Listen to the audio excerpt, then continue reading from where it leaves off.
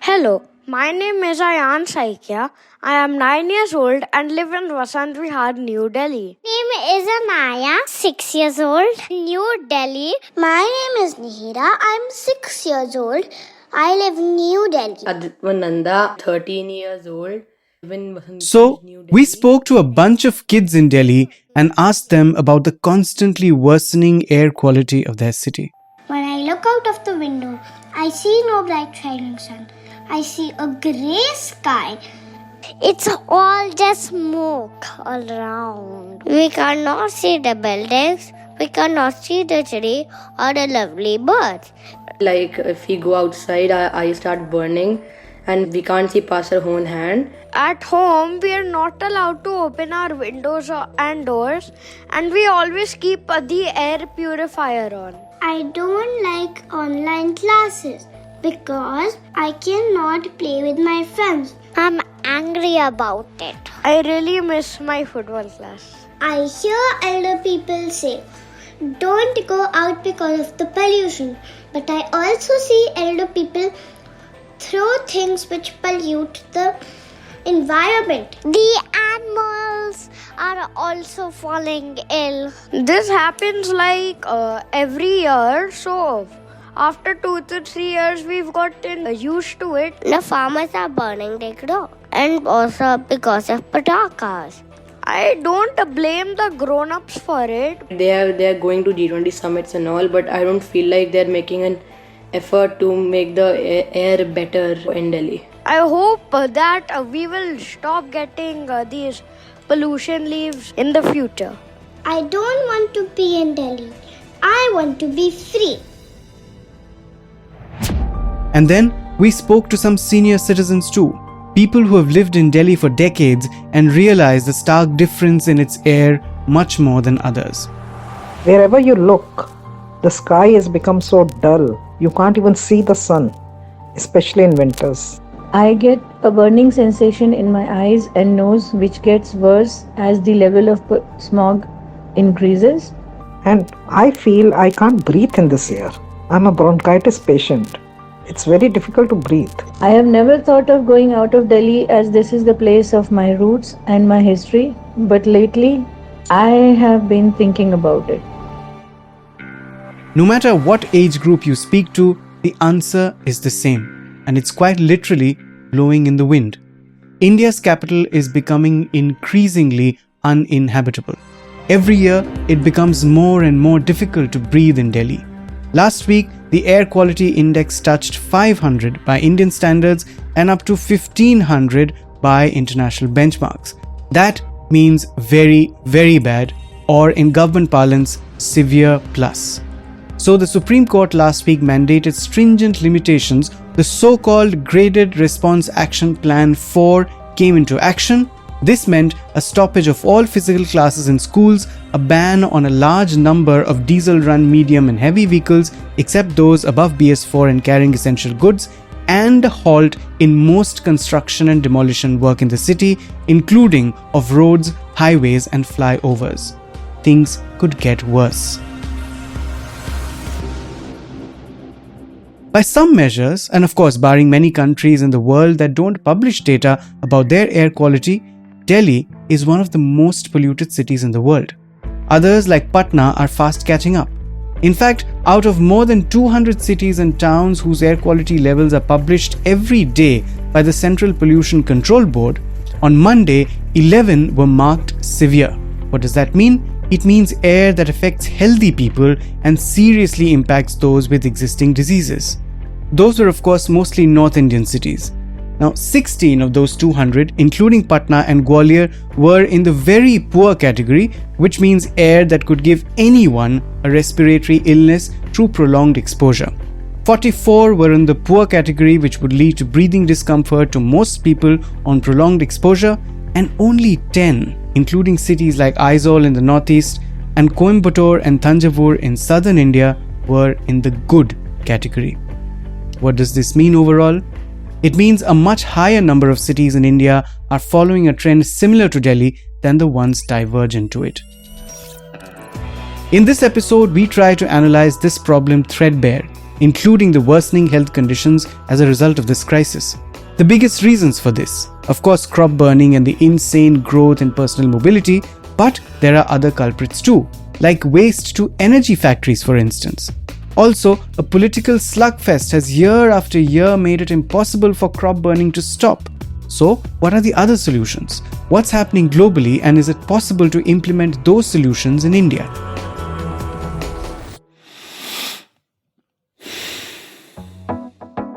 All that and more in today's episode. It's Thursday, the 21st of November. I'm your host, Anirban Chaudhary. This is the Morning Brief.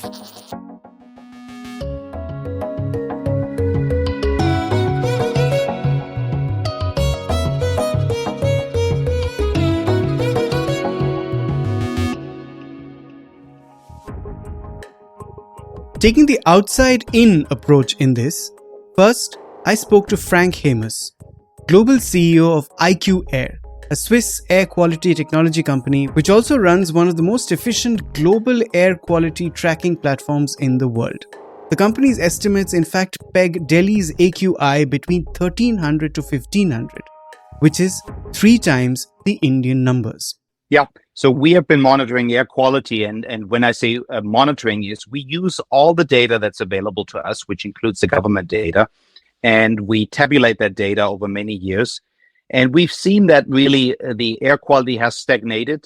During the pandemic, it went down a little bit, but since the pandemic, it really has gone up again. And we're seeing an average level in terms of PM 2.5, and that's the most harmful component in air pollution. That is everything in the air that's solid or liquid that is smaller than 2.5 microns. And that means it's so small. Our hair is about, I believe, is about 100 microns. In size, so it's much, much smaller than the human hair in diameter. So that what makes up, what you call haze and smog in the air.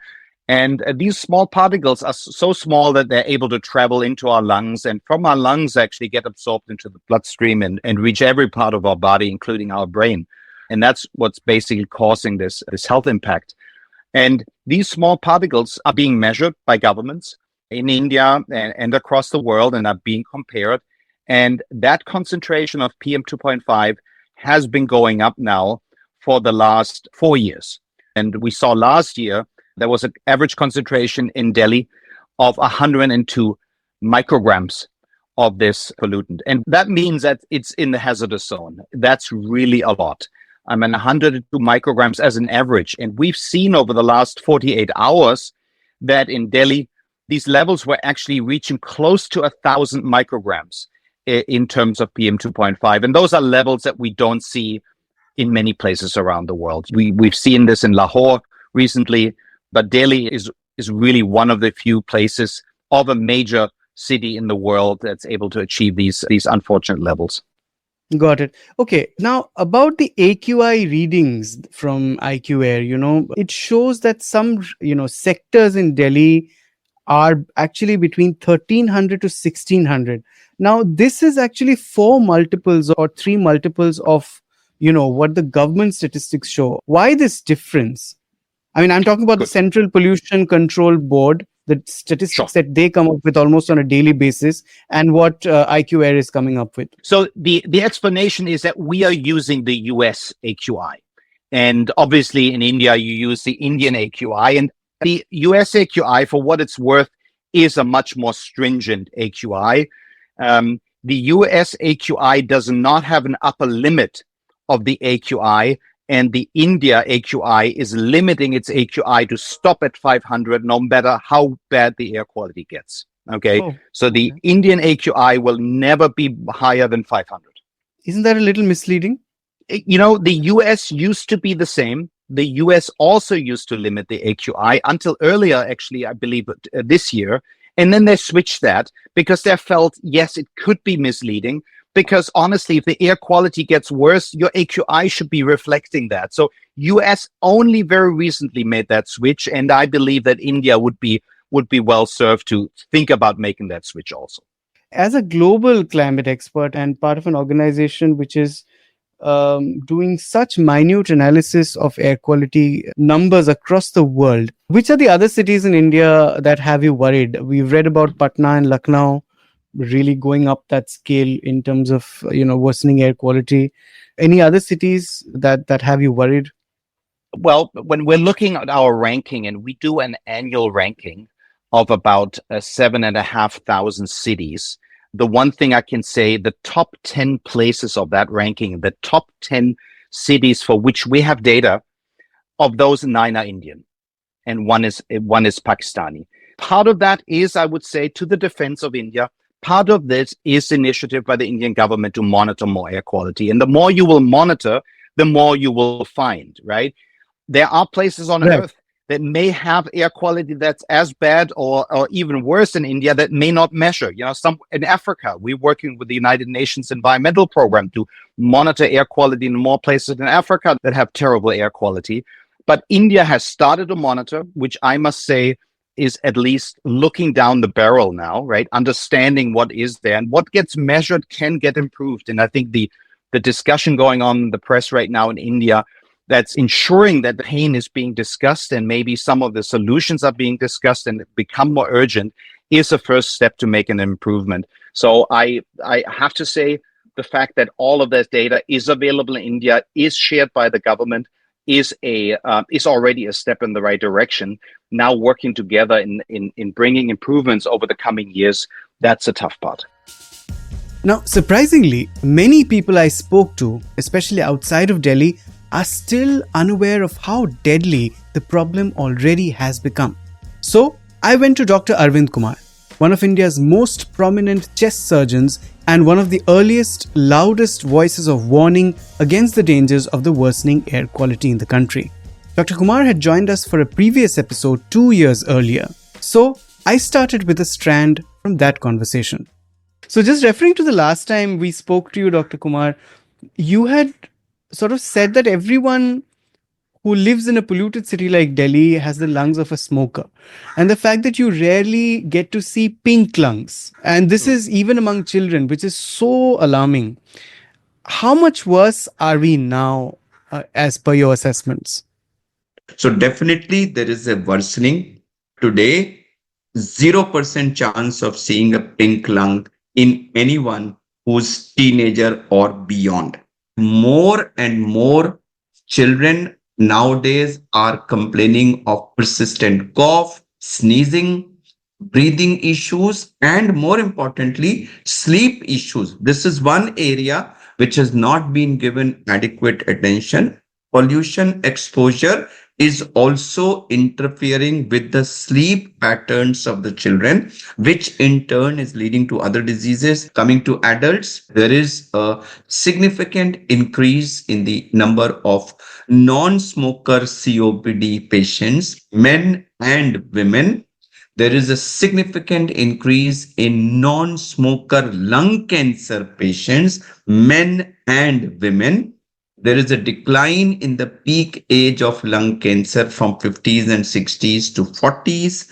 And there is more and more lung cancer occurring at younger and younger age. All these are very frightening scenarios because we know that out of all the cancers in the body, lung cancer is probably the worst in terms of 5-10 years survival.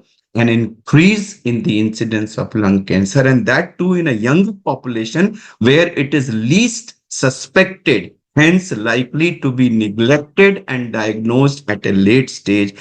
This portrays very badly for the overall health outcomes in our population. Right. For example, my son had a chronic cough and wheezing problem. And when we went to doctors, they prescribed everything from, first of all, of course, they said it's become a way of life with children. You could use inhalers, which are better than cough syrups, or, you can take to the nebulizer, etc. What helped my son, however, was when he really started to play some sport in school, and the outdoor activity really helped him and the cough went away. That is obviously not what we can say about children in Delhi or even older people. What solutions do you give them? And this is also for our listeners in Delhi who will be listening to this episode. How do they tackle this problem on their own? So my answer to that is very simple, that if we allow the air quality to degenerate at the pace and to the extent that it is degenerating in the last 9, 10 years. Trust me, no fortification measures, no protective measures are going to save each one of us. 140 crore Indians are doomed to suffer serious health ill effects of air pollution. And I say it loud and clear that no protective measures can protect you from health ill effects if your AQI is 500, 600, 700, or 800, or whatever it has been in Delhi in the last 15 days. Yesterday, I was giving an interview and somebody said, well, the yoga teachers are saying that if you do yoga, you can avoid the ill effects of air pollution. I asked them, suppose somebody has acid falling on his skin.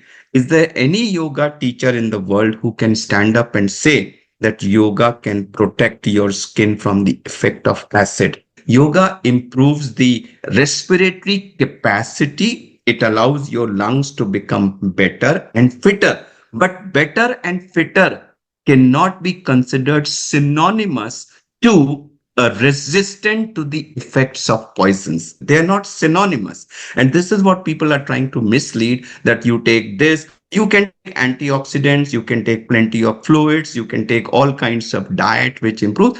Anirban, these are all cosmetic measures. Remember, you are inhaling poison 25,000 times a day. So we are trying to kind of hide ourselves in these cosmetic solutions. Anirban, the hard fact is that the whole country has to decide, do we want to give our children freedom to play in the school playgrounds without worrying about air quality? Do we want to give them a future where they'll be able to grow without coughing, without inhalers, without masks, without air purifiers, and without the prospect of the schools being closed in November, December across North India because of air pollution? And mind you, solutions are all known. What is needed is not to discover the solutions. What is needed is a will on the part of policymakers. So country needs to stand up and say that there is no way that we are going to accept this kind of health disaster. We all know that there are dozens and dozens of coal-fired power plants in 500-kilometer radius of Delhi, which are spewing venom into the air. Tons and tons of sulfur oxides are being emitted. It's not rocket science to control those emissions and bring them down, but we are not doing it. Indeed, we are not. On the contrary, India's policy think tank Niti Aayog recently recommended that coal plants in the country should stop.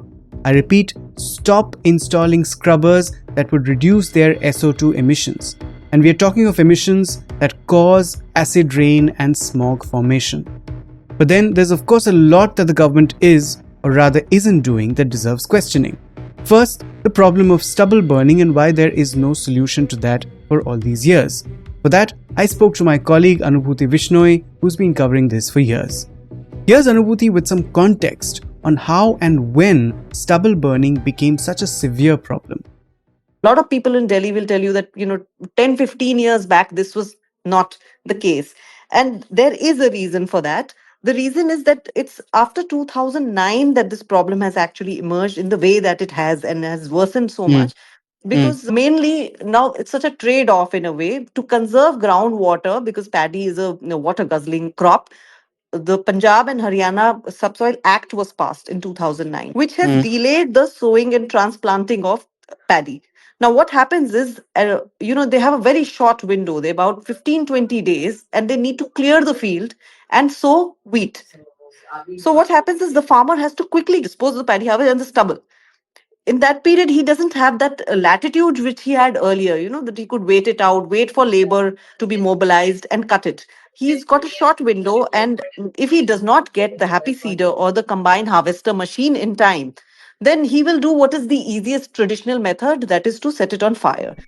Right, Anubhuti. But if we talk solutions and implementation of those solutions by the government, they are being constantly hamstrung by internal political squabbles, right? For instance, I read your piece, your story, where you wrote that this is a recent piece where you wrote that Punjab, which is ruled by AAP, has said that it can't take any stronger action against stubble burners, and the state is actually citing lack of central laws as the reason for its inability to take that action. Whereas Haryana, on the other hand, has committed to, make efforts to stop stubble burning. So these niggles are coming in the way of solving this massive problem, right? Absolutely agree with you, Anirban. It is a routine affair now. Every single episode of bad, severe air days in Delhi, you will see this blame game, this fight between states, center playing out every single time. And it's become so normalized. I think it is also very frustrating for the public because no solutions seem to be coming out of it. There was a committee under the cabinet secretary which was set up last November again after court orders, and it did do a significant amount of work, I would say, on stubble burning, which is why you see some results now. Stubble burning, purely by figures, is down by 60-70% at least in Punjab and about 40% in Haryana this year, vis-a-vis over the last few years. So if I would just tell you the figures also, if it was 78,550, the total stubble figures of 2021, this year we are still under 10,000 in total. So stubble burning has come down, and it has come down because of a lot of coordinated action between states. You're Right. right that Punjab government in court submitted that it is tough to take action against those indulging in stubble fires because environmental laws are lax and they have not hiked the fines. So the center did that. But the point is, I mean, it shouldn't have had to get that prod from the Supreme Court. Now, there is heavy politics involved as far as the issue of stubble burning is also concerned. Mm, Please remember mm, the first time that the Commission for Air Quality Management was set up, which was in 2020.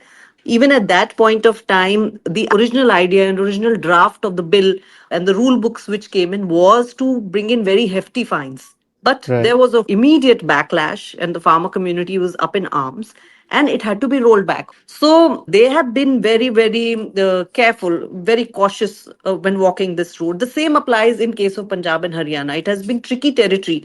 So I would say the Haryana model there has worked well, as you mentioned, because they combined two efforts and they started initially with incentives to farmers, incentives in the form of they'll give 1,000 rupees per acre of land, provided a Mhm, farmer does not indulge in stubble burning.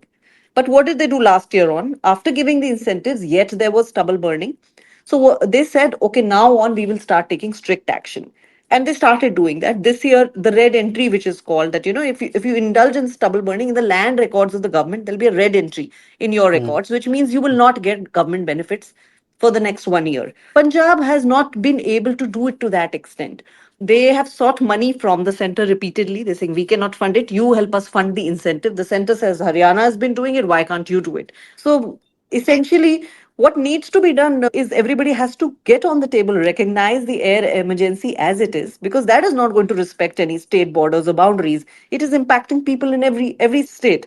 So absolutely. coordinated effort is required, and I think a lot of small incremental steps need to be done for every single element, from road dust to the interstate buses which need to transition to better fuel. They cause huge amount of pollution in Delhi, and the whole vicinity. In fact, it's not just Delhi or fuel would. So I think a larger air shed approach is needed for this Mm, whole segment. You need a pan NCR approach. GRAP also applies only to Delhi after all. So I mm, think mm. stronger political will, concerted action is definitely, I mean, cannot be emphasized more.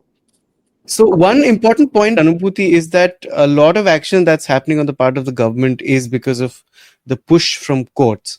Now, just talking about GRAP, I think there was a November 2018 order wherein the Supreme Court said that the Supreme Court mandated GRAP as a preventive measure and not really like a reaction to air quality index really plunging. So, what do you say to that? Is it a laggard response, or could they not have done better? That is debatable now. GRAP, or the Graded Response Action Plan, itself came about at the court's instance. The Central Pollution Control Board and the Environment Protection Conservation Authority, they drew up this graded system where it's incremental. So, GRAP 4 only kicks in when your AQI is above 450. which is considered severe or severe plus. Below that, it'll be grab 3, 2, 1, and is a varied number of activities and restrictions with each stage. So, which is why CAQM will wait for AQI to go over 450. Only then will it announce grab 4. Now the problem with that is usually it's based on a forecasting model. If the CAQM works out that today it's 420, but weather factors are such that tomorrow it's likely to go up to 450, it will already announce in the afternoon, evening, that tomorrow on it's going to be grab 4. However, as with various forecasting models, at least with this forecasting models, what we have seen, it is not really that great when we are looking at AQI over 350 or so. So what happens is it's tricky for them, at least that is the governmental point of view, that tricky for them to forecast will it actually go above 450 tomorrow. So maybe grab 4 was, I would say, was delayed by 1 day or 2 day, strictly as per the norm they follow now. So they could have imposed it 2 days before and kept it on. So that is one part. But the second part is, and which many experts will privately say, lots of people involved with the government also say, that why do we wait, for it to reach 450? It is going to head there, that maybe it is better to keep a grab restriction set for a longer period of time. Why not do it in the beginning of November, or yeah, or, mid October on, when stubble fires etc are going to start? Why don't you keep, say, a month long grab for, right? So that way, maybe you will be able to restrict pollution sources. But I'd like to point out there is another aspect to it, which is highlighted in our newspaper as well. The moment you bring in grab for restrictions, a lot of people get impacted in various ways. Let's start with the first one, which people understand in a more simpler way. The children don't go to school. You shift to online schooling, which itself is seen as a mechanism which is not the best in terms of teaching learning, and is going to bring down learning levels. And it has a huge digital divide. Our children can probably sit with a screen and study. There is a whole section which does not have another screen. Secondly, productivity is hugely hampered. Our paper itself has done several reports on MSMEs to gig workers, how badly they are impacted the moment you bring in these kind of grab for restrictions. Also, remember, when grab 4 comes in, no trucks are allowed into Delhi except for essential movement. So it's a ripple effect. So that's why grab 4 is thought of more carefully before bringing it in. But yes, when you have an AQI like touching 500, it's an emergency. You have to do, eyes are burning, people are falling sick.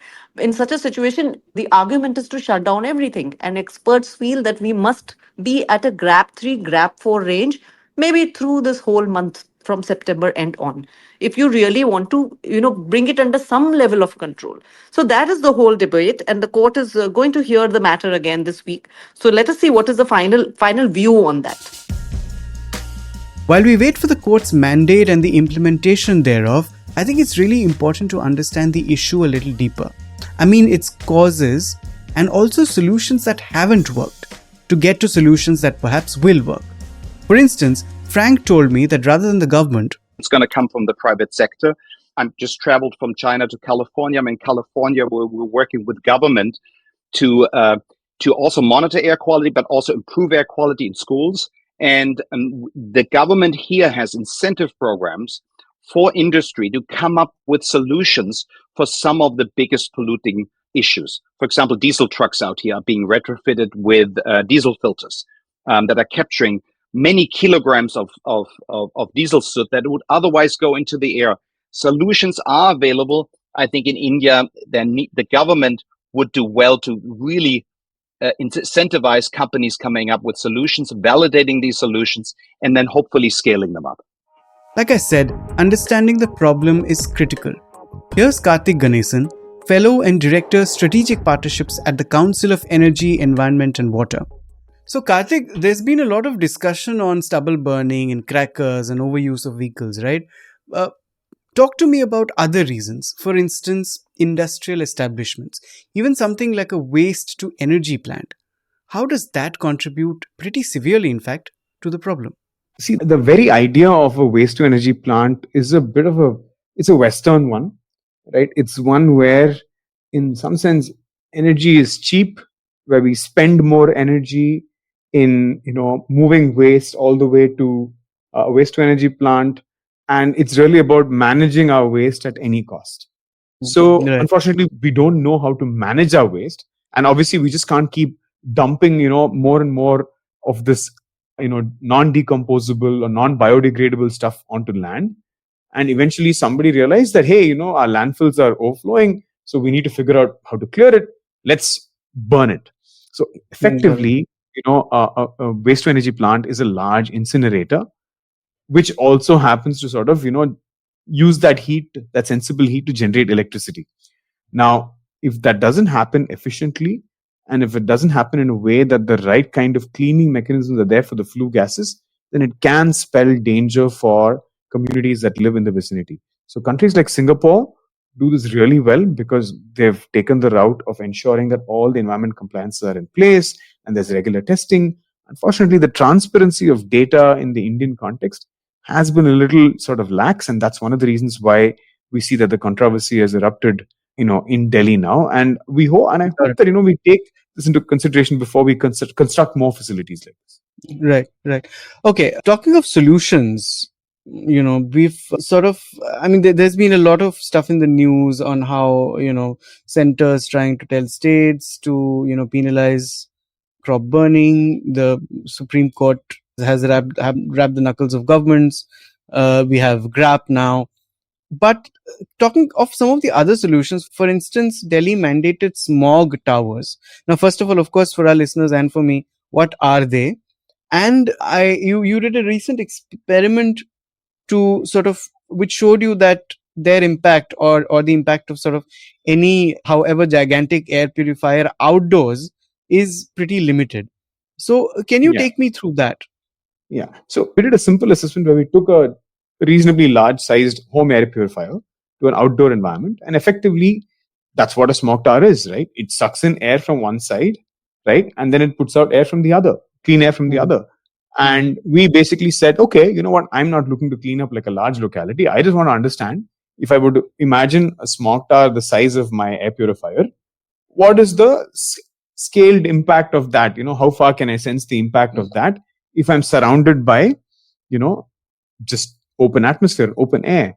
And what I sensed, what we found out was that for a large sized air purifier that I had, the impact was probably within 6 to 8 feet.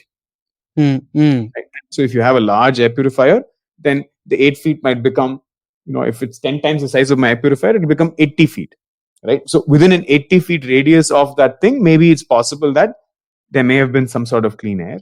But beyond that, the effect starts diminishing. It was one of the most asinine ideas, if I may say. So unfortunately, that's what happens when you come to a point of desperation. And similar to this are solutions which are looking to hose down ambient air. Right? You must have seen videos of communities in Gurgaon and elsewhere trying to create artificial rain from their rooftops, or literally use, fire hoses to spray water from the rooftop, trying to, settle. Not everything settles like that. Got it. What are the other solutions that have and haven't worked? I'll be a little sort of dark now. And if I were to liken air pollution to a cancer, which it unfortunately causes, right? If I were to liken it to a cancer, the solutions that we discussed so far of smog towers and all of these are band-aids, right? For wounds that basically happen. But if you really want it, you've got to go in for some serious treatment. Unfortunately, the number of trips that are happening on private vehicles is increasing day by day. So there's not enough provision of public transit. A city like Shanghai, which has 25 million people, very similar to Delhi, has 25,000 buses for its citizens. Delhi has 7,500. Like the Londons and the Singapores and New Yorks, you need to start penalizing private transit. New York penalizes it primarily by virtue of parking, because it's insane parking charges. London, of course, parking is heavy, but at the same time, we've got these zone pricing, right? Access fees to enter different zones if you're different specific kinds of vehicle. And Singapore has got a bunch of things. It's got certificates of entitlement, where to even buy a car, you've got to go through a lottery, and then you've got to auction and win. Understood. We need to change the way completely how we're doing mobility. That's a big part of it. The second is we need to figure out, how do we manage the waste within our city, different. So can we basically limit the amount of waste that goes to the landfill to literally just the inerts? The plastics and the recoverable stuff gets recovered in, material recovery facilities. The organic waste gets managed decentralized, large societies compost within their premises. homes which are standalone compost, again, within their own premises, and maybe a few who cannot do it in their societies because their houses don't allow, we allow some sort of community composting solutions. And the third one is if we can basically ensure that there is a process through which any construction process that happens in the city, construction, demolition, whether it's roads, whether it's buildings, goes through a process of QA, QC, for want of a better word, quality assurance and quality checks, to ensure that the state of the construction process at all times is monitored. And if you're basically found to be violating norms associated with good construction practices, you get pulled up because you're polluting the environment, right? And at any given point in time, I've been told the statistic is 10 to 15% of Delhi's road stretches are probably being dug up. And Delhi, by the way, has probably as much road network as the state of Gujarat. Can you imagine that? We've got to have a plan to basically address these. And I think that's what's not happening right now. Every year when it comes to the pollution season, we find that there are, a million asks to speak about air pollution from media. I wish we were speaking about this issue in March. The reality is, even in March, even in April, even in October, even in February, things are terrible, which is why the annual average concentration in Delhi is at 100 microgram per meter cube, when the national ambient air quality standard is 40, and the WHO standard for daily exposure is 5. So we're 20 times the WHO and you're 2.5 times the national ambient air quality standard. So you tell me, right, should we not be focusing on this on a daily basis? If we can't, then we'll only get the amount of attention that we're giving to it. Right. Let's talk about solutions you have actually worked on. Now, a lot of people criticize Punjab for the stubble burning, but the fact is that organizations like CEEW have worked with Punjab, have done some good work with the state in areas like, crop residue management. Why don't you give me a quick rundown of what you have worked on? So, Punjab is a problem that's, that we've sort of picked up on in the last, I would say, 9 years, right? The reality is this, right? That Punjab is facing an agrarian crisis on account of the challenges the farmers are facing increasingly, whether it is increasing cost of input, reduced yield for every unit of, fertilizer, water, whatever it is that he's putting in, right? Soil is degraded, which means we have to rethink the way agriculture is happening in Punjab. So we've been focusing on really, trying to understand what are the barriers to that reuse of crop residue within, and ultimately, to the extent that crop residue cannot be reused, can we find economic value for it so that people aren't just burning it? Because crop residue at the end of the day is energy. It embodies some materials in it, and it can be converted to something useful. So hopefully some of these will become, practiced in a much larger way in the coming, maybe years. And then eventually they'll phase it out to sort of, start cultivating something completely anew, right? Whether it's ragi, whether it's, horticulture, which is, less water intensive, or whether it's, specific crops that are more suited to the environment of Punjab, time will tell. Right. Before all this happens, how many Delhis do you think sprouting up? Many cities are already on their way. Absolutely. Lucknow, Patna. In fact, I was talking to the IQ Air CEO today, and he says that, in the recent rankings, 9 out of 10 most polluted cities are Indian. It's a fantastic question, Anirban, right? It is, small cities tend to learn from all the bad things that big cities do. Yes. Right? Because they want exactly what the big city has without realizing. Delhi fell so that others could plummet.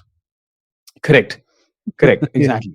So, and that's unfortunately what's happening, right? The car dependency that you see in a Lucknow today, the way in which, for instance, plastic waste has permeated our rural landscapes and, and our peri-urban landscapes, tells you that the problems that urban India faced are now being exported to every part of the country. So we're all in some way hooked to to what we get in a city, right? In a large city, despite all the things that are undesirable about it, whether it's the pollution, whether it's the noise, whether it's the commute, we sort of are craving it. I think we would have seen movies in the past where they talk of the rustic person coming to the urban area and sort of feeling like so out of town. There have been so many fantastic songs in my native language on that, right? Tamil.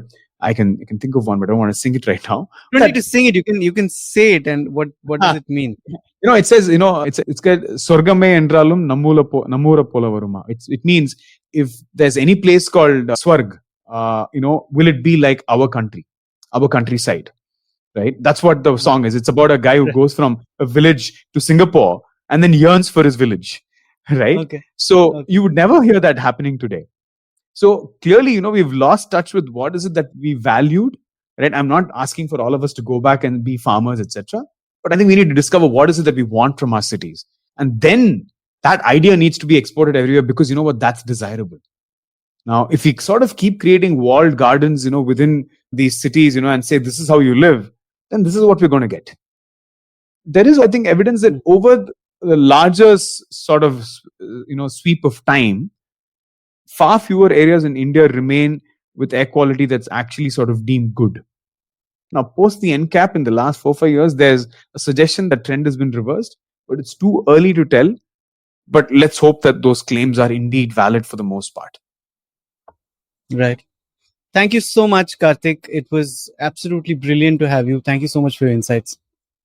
Awesome. Thank you so much, Anirban. Hoping for clean skies and clean air for the rest of the season, man. Thank you. That's it for today. You were listening to this episode on The Morning Brief. It was produced by me, Surohini Jain and Vinay Joshi, and sound designed by Amrit Reggie. Special thanks to Ishita Russell, Siddharth Saikia, Neha Mehrotra, Nidhi Sharma and Neil Ghai for bringing us the voices that you heard in the beginning of this episode. We hope you liked the discourse. It's a critical one that deserves repetition until solutions happen. This is your host Anirban Chaudhary signing off. Thank you very much for listening.